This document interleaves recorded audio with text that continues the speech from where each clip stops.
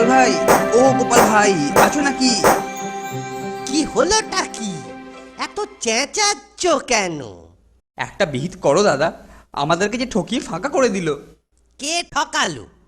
কিভাবে ঠকালো ব্যাপারটা তো বলবে।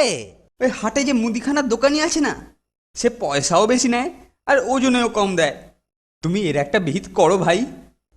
আচ্ছা, দেখি তাহলে।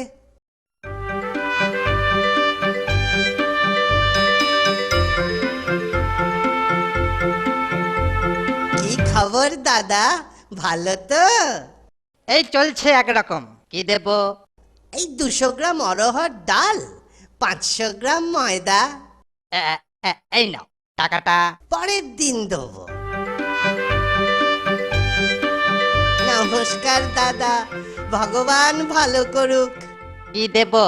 অরহর ডাল আর ময়দা।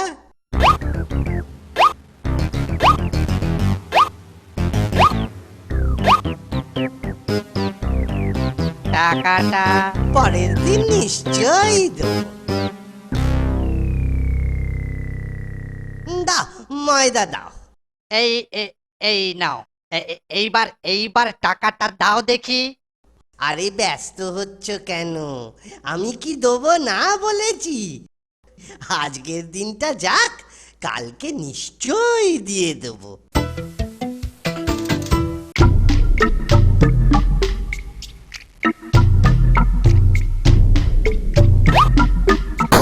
গোপাল ভায়া, ও গোপাল ভায়া, গোপাল ভায়া, গোপাল ভায়া। এই যে ভায়া, হাটে আসা হচ্ছিল বুঝি? বাজার করতে তো হাটেই আসে, মাঠে যায় নাকি? সে মাঠে ঘাটে যেখানেই যান, আমার বাকি টাকাটা। ঘাটে যাবার আগে নিশ্চয়ই দিয়ে যাব। হ্যাঁ, অমন তো অনেক শুনলুম। এখন বলো তো, দিচ্ছ কবে? বলছি তো দিয়ে দেবো। তুমি রাজার লোক বলে ভেবেছ কি? হ্যাঁ, আমি কিন্তু নালিশ করব রাজার কাছে। হ্যাঁ, তাই করো, সেখানেই সব কথা হবে। আচ্ছা বেশ, তাই হোক। হুজুর, হুজুর, গোপাল ধারে খেয়ে টাকা দিচ্ছে না। গোপাল, এ কথা কি সত্যি? হুজুর, সত্যি এতে কোনো ভেজাল নেই। দোকানি, তুমি কত টাকা পাও? হুজুর, হুজুর 10 টাকা, 10 টাকা, বেশি নয়। এটাও কি ঠিক? না হুজুর, এতে ভেজাল আছে।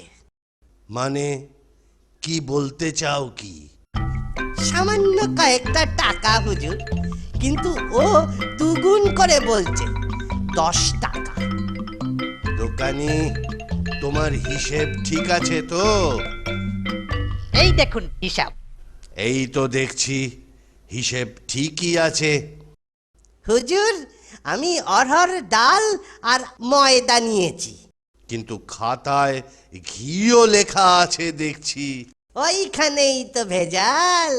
আমি তো ঘি খাই না, তাই নেওয়ার কোনো প্রশ্নই নেই। হুজুর, অড়হর ডাল আর ময়দাতে ঘি তো লাগবেই। ঘি ছাড়া কি এসব খাওয়া যায়? সত্যি তো, ও তো কিছু ভুল বলছে না। যতদিন ডাল ময়দা নিয়েছে, ততদিন ঘিও নিয়েছে। না না গোপাল, তুমি 10 টাকা দিয়ে দাও। আপনি যখন বলছেন তখন দিচ্ছি, কিন্তু ও বড্ড।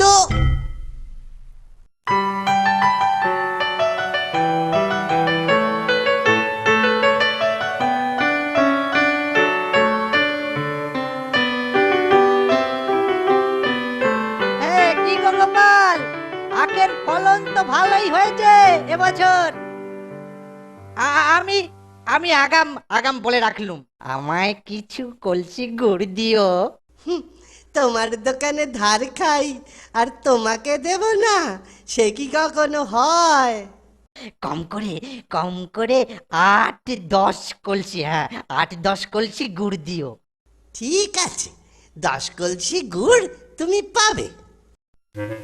এই এই 10টা কলসিতে অর্ধেক করে মাটি ভর। মাটির ওপর এবার গুড় ঢাল। বেটা আমার সাথে চুরি।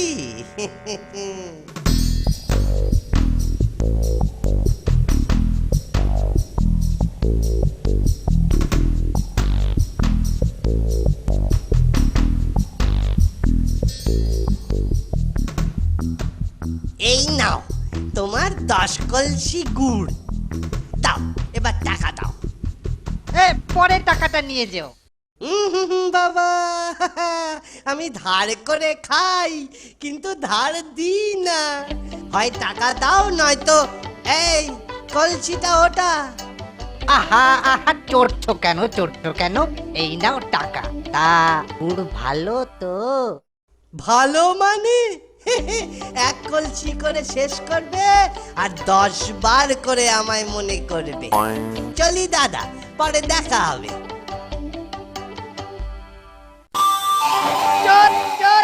চোর কোথাকার, হ্যাঁ? আর বদমাইশের গাছ কই চোর গোপাল কোথায়? বাড়ির বাইরে হয় না? দেখাচ্ছি মজা। কলসির অর্ধেকটা মাটি আর বাকি ওপরটা গুড়। কি হে, কি বলছো? অত চেঁচাচ্ছ কেন ভাই?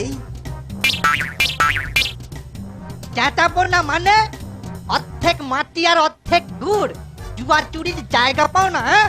আমার সাথে হ্যাঁ? এক্ষুনি টাকা ফেরত দাও, হ্যাঁ? এক্ষুনি টাকা ফেরত দাও। কিসের টাকা? টাকা দিয়েছো, গুড় পেয়েছো, এবার কেটে পড়ো। তোরে তবে রে নচ্ছার পাজি বিটলে, হ্যাঁ? দেখাচ্ছি তো।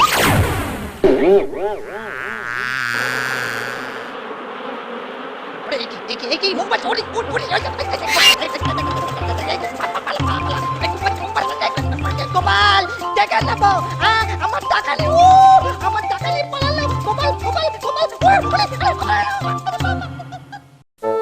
হুজুর, গোপাল আমার সাথে চুরি করেছে। কি রকম জুয়া চুরি? হুজুর 10 কলসি গুড় কিনেছি গোপালের কাছ থেকে। তাহলে জুয়া চুরিটা কোথায়? আরে জুয়া চুরিটা তো ওখানে। কলসির অর্ধেক মাটি আর অর্ধেকটা গুড়। বেটা চোর, বদমাইশ। গোপাল, এরকম হলো কেন? হুজুর, মাটির কলসিতে তো মাটি থাকবেই। অরহর ডাল আর ময়দা কিনলে যদি ঘিও কিনতে হয়, তাহলে আমার কাছ থেকে গুড় নিলে অর্ধেক মাটি তো নিতেই হবে মহারাজ। মনে পড়েছে, বুঝলুম ব্যাপারটা। ঘিয়ের দাম নেবার সময় দোকানি তোমার কি মনে হয়নি যে তুমি জুয়া চুরি করছো? তখন কিন্তু গোপাল তোমাকে 10 টাকা দিয়ে দিয়েছিল। তুমি 20 টাকা জরিমানা দিয়ে দাও, এই আমার আদেশ। হুজুর, এক আধটা টাকা নয়, একেবারে 20 টাকা। হয় টাকা দাও, নয়তো শাস্তি তোমাকে পেতেই হবে। বলছেন যখন দিচ্ছি। এই নাও 20 টাকা। তুমি যে পাকা জুয়া চোর, গোপাল বুদ্ধি দিয়ে তা রাজসভায় প্রমাণ করে দিল। মন্ত্রী, ওকে কি শাস্তি দেওয়া যায় তুমি ঠিক করো।